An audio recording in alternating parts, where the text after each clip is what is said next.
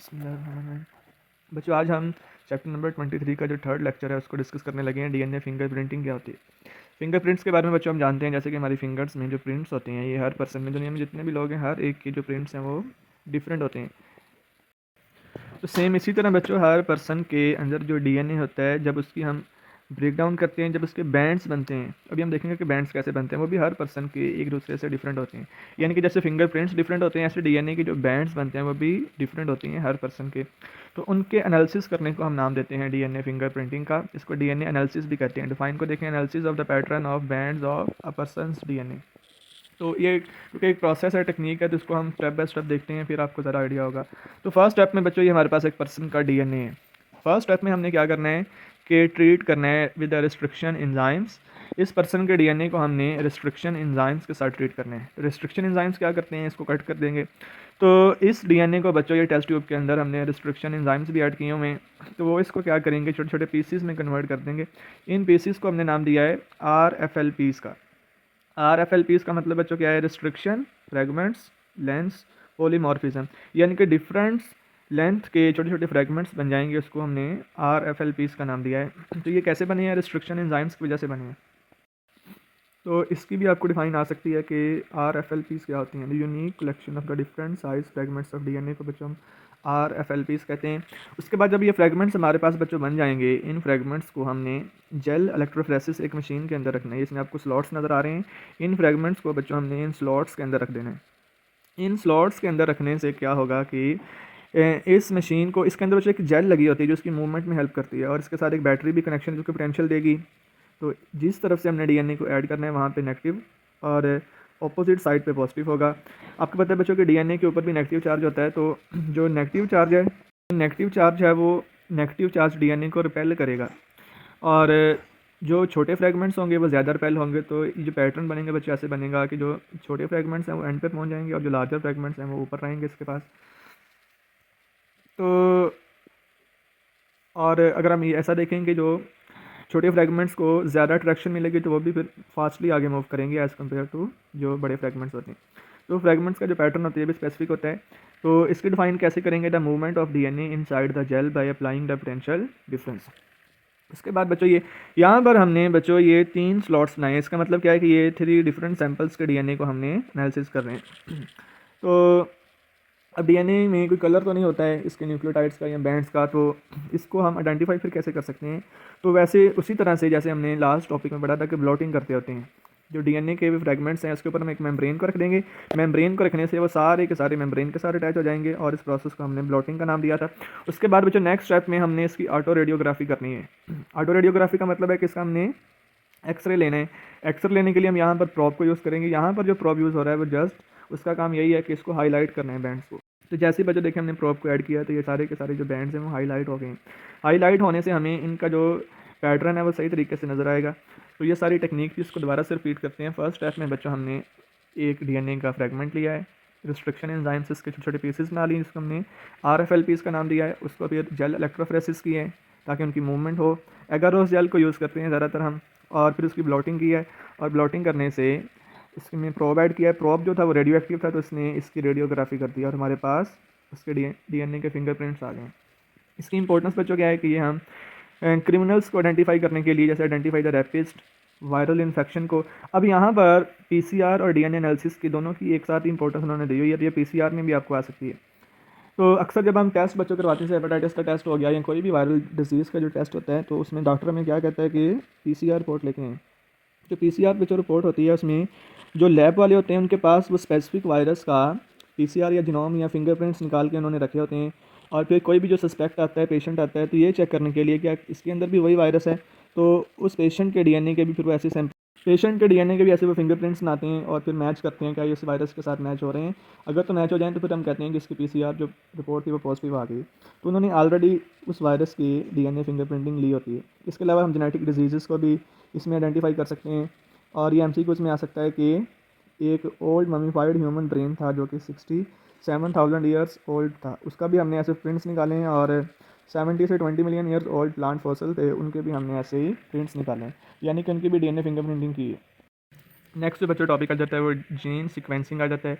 Sequencing से हमें ये इंडिकेशंस मिल रही हैं कि एक ऐसी टेक्निक है जिसमें हम डीएनए के या जीन के सीक्वेंस को रीड करेंगे। तो हाँ, इस टेक्निक में हम बच्चों ऐसे ही करते हैं। डिफाइन को देखें, technique use to read the sequence of nucleotides on DNA. कौन कौन से प्रिंसिपल्स को हमने यूज़ करना है, बहुत दफ़ा पेपर में आया हुआ है एज ए शॉर्ट क्वेश्चन के जीन सीक्वेंसिंग के बेसिक प्रिंसिपल्स के बारे में बताएं। तो इसमें भी बच्चों हमने वैसा ही करना है, रिस्ट्रिक्शन एंजाइम से छोटे छोटे फ्रेगमेंट्स बना लेने, different sides of the DNA with the same starting points and ends at different points.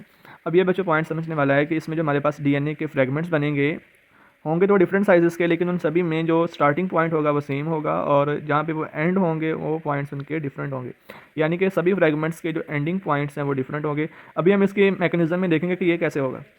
इसके बाद फ्रेगमेंट्स बनाने के बाद उसी तरह से हम इसकी जेल इलेक्ट्रोफोरेसिस करेंगे ताकि हमारे पास सीक्वेंस आ जाए।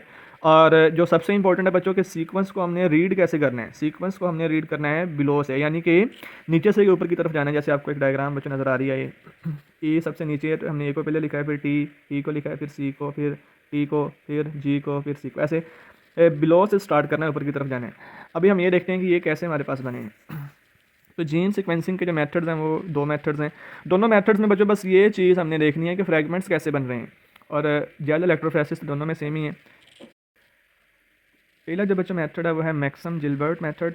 इसमें उसने फ्रेगमेंट्स को बनाने के लिए केमिकल्स का यूज़ किया है और बाद में इसकी जेल इलेक्ट्रोफोरेसिस कर लिया। बस इस मेथड के बारे में इतना ही बताया हुआ है, इतनी डिटेल नहीं है बुक में। सेकंड जो मेथड है बहुत ही इंपॉर्टेंट, सेंगर्स मेथड। इसको हम डाई डीऑक्सी मेथड भी कहते हैं, डाई डीऑक्सी मेथड, और इसको हम चेन टर्मिनेशन मेथड भी कहते हैं। डाई डीऑक्सी क्यों कहते हैं, ये बच्चों मैंने एक राइबो न्यूक्लियोटाइड को ड्रा किया है और इसमें से मैंने जब ऑक्सीजन को रिमूव किया, आपको पता है कि कार्बन नंबर 2 पर भी OH होती है, OH को रिमूव करने से ये डीऑक्सी राइबो न्यूक्लियोटाइड बन गया, जैसे हमने DNTPs भी कहते हैं। यहाँ पर सेंगर ने क्या किया था कि इसमें 2 कार्बन पे तो ऑक्सीजन रिमूव ही थी, लेकिन इसने 3 कार्बन पे भी ऑक्सीजन को रिमूव कर दिया। अब बच्चा आप लोगों ने पढ़ा हुआ है कि जो नए न्यूक्लियोटाइड्स ऐड होते हैं वो यहाँ तो 5 एंड पे होते हैं या 3 एंड पे होते हैं। तो इसने 3 एंड से ऑक्सीजन को रिमूव कर दिया है। अब जब डीएनए रेप्लिकेशन में बच्चों इस तरह का कोई न्यूक्लियोटाइड आ जाएगा तो वो वहीं पे उस फ्रेगमेंट को या उस जो स्ट्रैंड होगा जिसकी रेप्लिकेशन हो रही होगी उसको स्टॉप कर देगा, क्योंकि आगे से OH बॉन्ड नहीं है, जिसकी वजह से मज़ीद इसमें न्यूक्लियोटाइड्स ऐड नहीं हो सकते हैं। तो इस तरह के इसने न्यूक्लियोटाइड्स को भी यूज़ किया है और नॉर्मल भी यूज़ किए हैं, दोनों यूज़ इसने किए हैं। तो इसने रेप्लिकेशन के लिए बच्चों जो 4 स्लॉट्स बनाए थे या टेस्ट ट्यूब बनाई थी, उनमें सबके अंदर एक एक इस तरह का DNTPs को ऐड कर दिया था ताकि सभी में फ्रेगमेंट्स बन जाएं। फ्रेगमेंट्स बच्चों कैसे बनेंगे, फॉर एग्जांपल डीएनए रेप्लिकेशन हो रही है, लेकिन जब न्यूक्लियोटाइड इस तरह का आ गया है DNTPs वाला है, यानी कि जिसमें मज़ीद न्यूक्लियोटाइड्स ऐड नहीं हो सकते हैं, तो वहीं पे क्या होगा, रेप्लिकेशन का प्रोसेस रुक जाएगा और ऐसे डिफरेंट साइज़ के फ्रेगमेंट्स बन जाएंगे, डिफरेंट साइज़ के फ्रेगमेंट्स बन जाएंगे। और फ्रेगमेंट्स को बनाना ही ये हमारा मकसद था। तो इस मेथड में इसने बस डाई डीऑक्सी न्यूक्लियोटाइड्स को यूज़ किया है फ्रेगमेंट्स बनाने के लिए। तो ये तो बच्चों एक मैनुअल मेथड को हम स्टडी कर रहे थे। इसका जो मैकेनिज़्म है, क्योंकि सेंगर ने जिस जीन को सीक्वेंस किया था वो एक शॉर्ट सा जीन था, लेकिन आजकल जो हम जीन सीक्वेंसिंग करते हैं वो लार्ज अमाउंट ऑफ डीएनए की करते हैं। तो इसके लिए हम ऐसे मैनुअल मेथड को यूज़ नहीं कर सकते हैं, बल्कि इसके लिए हम पावरफुल कंप्यूटर को यूज़ करते हैं और साथ में ऑटोमेटिक रोबोटिक डिवाइसेस को यूज़ करते हैं, जिसमें साथ हमने रीजेंट्स ऐड किए होते हैं। रीजेंट्स का मतलब है कि ये जो DNTPs वगैरह हैं, जो बाकी रिक्वायरमेंट्स होती हैं, और DNTPs यहाँ पर चेन टर्मिनेशन के लिए, जिसके बारे में मैंने आपको पहले बता दिया है कि ये चेन को टर्मिनेट कर देगा। और इसके अलावा यहाँ पर उसने 4 डिफरेंट टाइप की टेस्ट ट्यूब भी नहीं यूज़ की हैं इस मशीन के अंदर, बल्कि इसने हर न्यूक्लियोटाइड को डिफरेंट कलर से लेबल कर दिया, each nucleotide label with the different colours.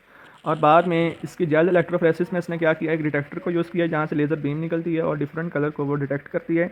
जौन सा कलर आता है उस सीक्वेंस को वैसे लाइन में रीड करती जाती है। जैसे कि एडेनिन को रेड कलर दिया है तो एडेनिन आ जाएगी, रेड कलर से एडेनिन आ जाएगी, और ब्लू कलर अगर आ रहा है तो वो थायमीन होगी, ग्रीन आ रहा है तो वो गवानीन, वायलेट आ रहा है तो वो साइटोसिन। ऐसे डिफरेंट कलर से लेबल करके फिर डिटेक्टर से जब डिटेक्ट किया तो वो सारे के सारा सीक्वेंस आ गया।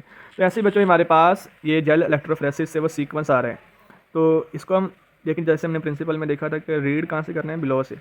तो दोनों मेथड्स में हमारे पास ये जेल इलेक्ट्रोफोरेसिस वाला ही ऑप्शन आएगा लास्ट में, यहाँ से हमने सीक्वेंस को रीड करना है। तो सबसे नीचे देखें बच्चों क्या है, एडेनिन, फिर थायमीन, फिर साइटोसिन, फिर थायमीन, फिर गवानीन, फिर साइटोसिन, फिर ऐसे सारे सीक्वेंस को हमने नीचे से शुरू करना है और ये हमारे पास एक जीन के अंदर जितने भी न्यूक्लियोटाइड है उसका सीक्वेंस आ जाएगा। इसकी इंपॉर्टेंस क्या है कि इससे बच्चों हमने mitochondria, chloroplast, bacteria, yeast, nematodes, Drosophila, mouse, human, और एक मॉडल प्लांट है जो हमने मॉडिफाइड किया है, ये साल्ट टॉलरेंट प्लांट है, इसको हम आगे डिटेल में भी पढ़ेंगे। इन सभी का हमने जीनोम सीक्वेंस किया है। तो इनमें जो जीन्स हैं उनकी हमने सीक्वेंस को रीड आउट कर लिया है।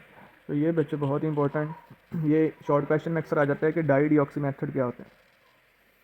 पीसीआर की इंपॉर्टेंस आ जाती है, RFLPs क्या होती हैं, तो ये आप लोगों ने अच्छे से बच्चों देख लेना है। ओके जी, अल्लाह हाफिज़। ये लेक्चर नंबर जो था बच्चों, ये कौन सा था, ये 3rd लेक्चर था। ओके बच्चों, अल्लाह हाफिज़।